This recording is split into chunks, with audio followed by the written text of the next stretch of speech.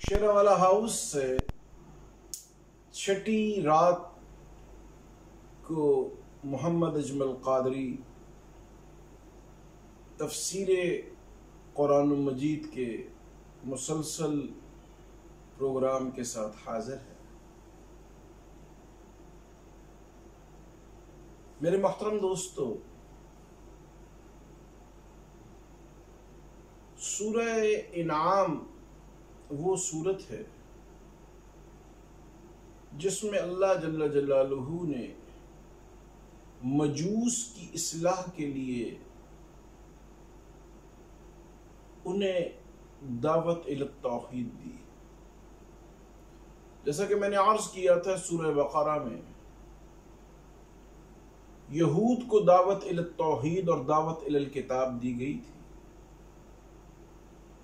اس کے بعد سورہ آل عمران میں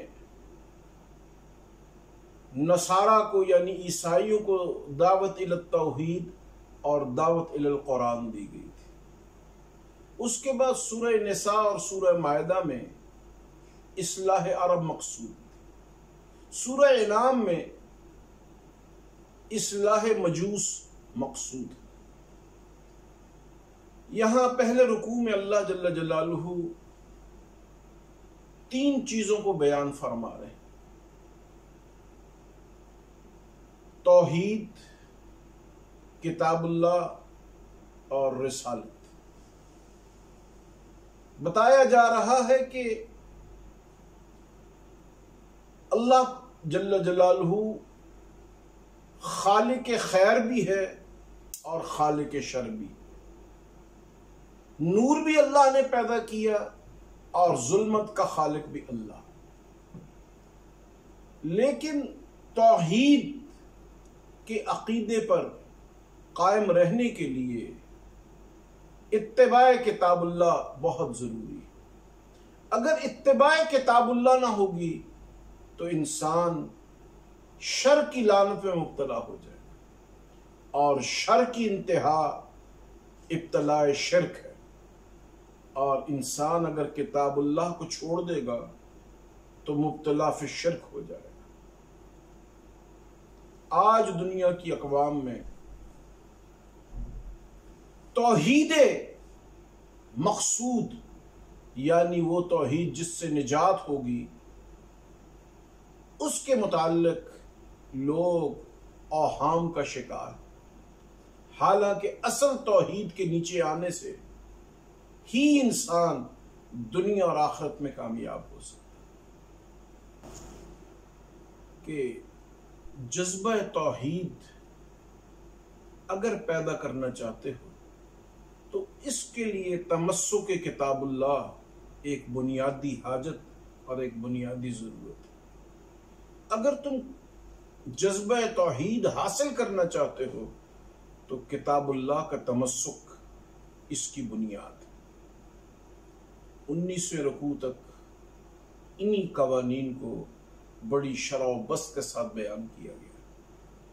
یعنی اگر تم مسلمان رہنا چاہتے ہو تو عقیدہ توحید پر استقامت کے ساتھ ساتھ قوانین اسلامیہ پر عمل تمہاری کامیابی کے لیے بہت ضروری ہے۔ بنیادی قوانین کیا ہیں؟ اسلام کے قوانین، اللہ کی ذات پر ایمان، اس کے فرشتوں پر ایمان، بے حیائی کو چھوڑنا، والدین کو راضی رکھنا، اولاد کو قتل نہ کرنا، اولاد کو فاقے سے بچانے کے خیال سے قتل کر دینا، یتیموں کا مال ناحق کھانا، لوگوں کے ساتھ ظلم کرنا، ان تمام چیزوں سے روکا گیا۔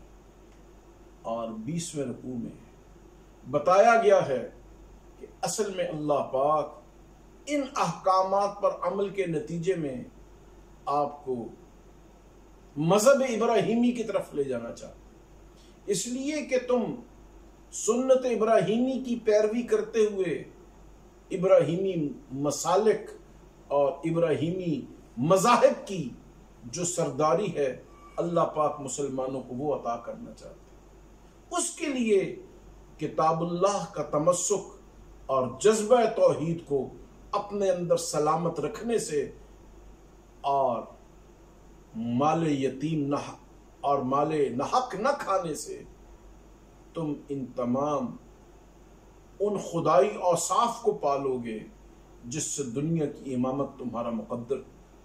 اور اگر تم نے ان اوصاف کو اختیار نہ کیا تو پھر دنیا کی امامت سے تم پیچھے چلے جاؤ. جیسا کہ آپ دیکھتے ہیں کہ آج دنیا کی امامت مسلمانوں کا حق ہے، لیکن کبھی ڈونلڈ ٹرمپ صاحب، کبھی اور کوئی حکمران اس کا دعویٰ کرتا ہے، اس لیے کہ مسلمانوں نے عقیدہ توحید میں جو کمزوری دکھائی ہے اس کے بعد اللہ کی لعنت ان کے اوپر. آج مسلمان دنیا میں اگر اللہ کی دی ہوئی امامت کو حاصل کرنا چاہتے ہیں تو ان بنیادی قوانین کو جن کا ذکر اس سورہ مبارکہ کی 19ویں رکوع اور 20ویں رکوع میں کیا گیا ہے ان کے اوپر عمل کرنا انتہائی ضروری ہے. سورہ اعراف اللہ جل جلالہ اس مبارک صورت میں دنیا میں باقی اقوام مجوس کے بعد جو اقوام باقی رہ گئی ہیں، جیسے ہندو ہیں، جیسے چین کے لوگ ہیں جو اللہ کی ذات کو بھی نہیں مانتے، ان کو دعوت الی توحید دی گئی.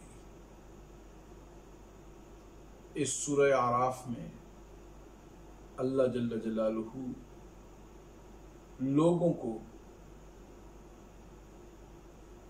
عقیدہ توحید کی ضرورت کی طرف دعوت دے رہے کہ عقیدہ توحید کو سمجھو گے تو پھر دنیا میں کامیاب ہوگے اور نتیجتاً آخرت کی کامیابی بھی تمہارے قدم چھوئے گی. دوسرے رکوع میں کتاب اللہ کی ضرورت ایک طبی ضرورت ہے، ایک فطرت کا تقاضا ہے کہ تمہیں دنیا کی زندگی میں کامیابی کے لیے ایک الہامی طرز زندگی کی ضرورت. وہ طرز زندگی تمہیں نبی اسلام محمد الرسول اللہ کی اتباع سے نصیب ہو سکتا. فطرتاً کتاب اللہ کی ضرورت ہے، اس لیے کہ سیدنا آدم علیہ نبینا علیہ السلام اور سید حوا علیہ السلام یہ جنت میں تھے، وہاں بھی شیطان نے ان کو نہ چھوڑا. اگر آدم کو شیطان نہیں چھوڑ سکتا اور شیطان ان سے مایوس نہیں ہو سکتا تو بھلا تم لوگ کس کھیت کی مولی ہو؟ آج کا انسان شیطان سے کیسے بچ سکتا ہے؟ شیطان سے بچنے کا واحد راستہ کتاب اللہ کی طرف آنا اور عقیدہ توحید پر استقامت. عقیدہ توحید پر استقامت کے لیے انبیاء کرام علیہ السلام کی تعلیمات کو سمجھنا، نبی محتشم صلی اللہ علیہ وآلہ وسلم کی تعلیمات کو سمجھنے کے لیے صحابہ کرام علیہم الرضوان اور اس کے بعد متبعین اسلام جو ہر زمانے میں آئے، جن کا تعلق نبی کریم صلی اللہ علیہ وآلہ وسلم سے ہے، ان حضرات کی اتباع سے ہی قرآن سمجھ میں آئے گا. قرآن سمجھ میں آ گیا تو عقیدہ توحید سمجھ میں آ گیا.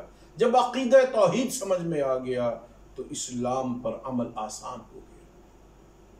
سورہ اعراف میں اللہ جل جلالہ نے انہی حقیقتوں کو مختلف رکوعات میں واضح فرمایا.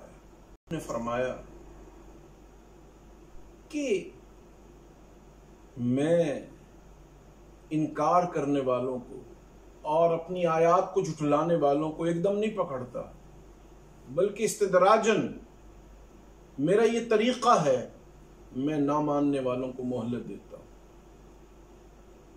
اور مسلمانوں کے ذمہ یہ فرض ہے کہ مہلت کے زمانے میں وہ دنیا کی اقوام کو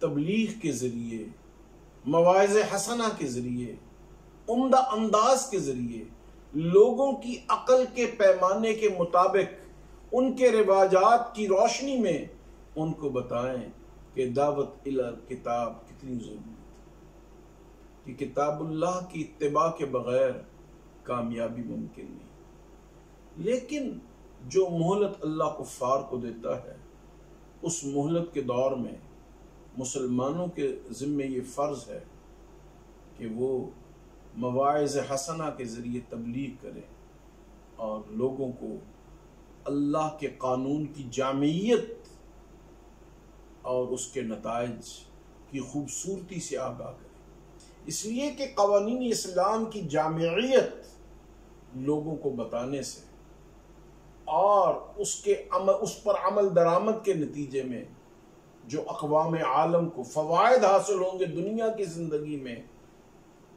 اور آخرت کی زندگی بھی دنیا کی زندگی پر ہی اس کا مدار ہے۔ جو دنیا میں کامیاب ہو گئے وہ آخرت میں بھی یقیناً کامیاب۔ اس لیے کامیابی کا جامع قانون شریعت مطہرہ نے دیا ہے، قرآن مجید نے دیا، اور اس کو غیر مسلم اقوام تک پہنچانا مسلمانوں کے ذمہ فرض ہے۔ یہ فرض کفایہ ہے، اس کو ضرور ادا کرنا چاہیے، اس میں لگ جانا چاہیے اور اس کو اپنا مزاج بنا لینا چاہیے۔ اللہ پاک دوسری اقوام تک دین مطہرہ پہنچانے کے لیے ہم سب کو قبول اور منظور فرمائے۔ آج ہم اس پر بس کرتے ہیں، کل انشاءاللہ 7ویں شب میں ہم سب حاضر ہوں گے، اور کل شیراوالا مرکز میں جہاں جہاں سے ساتھی تشریف لا سکیں گے شب بیداری فرمائیں گے مرکز اہل حق درگاہ شیراوالا شریف میں۔ وہاں مولانا احمد علی ثانی صاحب اور حضرت مولانا حافظ عمیر عبدالہادی صاحب دامت برکاتہم یہ دونوں جماعت کی خدمت کے لیے موجود رہیں گے۔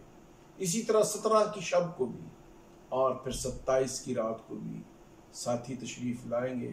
اللہ پاک ہماری جماعت کی یہ جو 3 راتیں ہیں، 7ویں رات کی عبادات، 17ویں شب کی عبادت اور 27ویں شب کی عظمت قرآن کی رات، ان کو منانے، اپنے رب کے در کو کھٹکھٹانے کی توفیق عطا فرمائے۔ اس لیے کہ 17 شب یوم عائشہ ہے، یوم بدر ہے، اور یوم امام احمد علی لاہوری رحمۃ اللہ علیہ ہے۔ اللہ پاک ہمارے اکابر کی مبارک قبروں کو نور سے بھر دے اور ان کو کروٹ کروٹ جنت نصیب فرمائے۔ وآخر دعوانا ان الحمد للہ رب العالمین۔